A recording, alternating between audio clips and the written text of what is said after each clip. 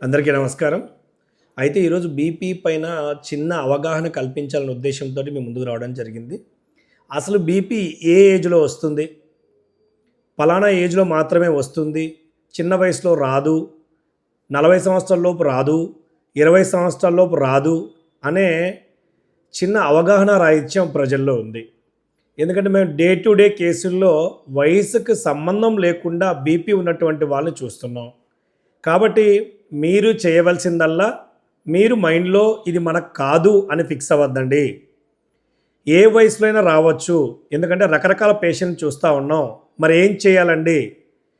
మీరు salt intake తగ్గించటం, stress management చేయటం చేయాలి. ఆ బీపీ యొక్క పర్యవసానాలు బ్రెయిన్ స్ట్రోక్ రావడం, కిడ్నీలు పాడవటం, తలనొప్పి రావటం చూస్తూ ఉన్నాం. వచ్చే వీడియోలో బీపీ యొక్క లక్షణాలేంటి?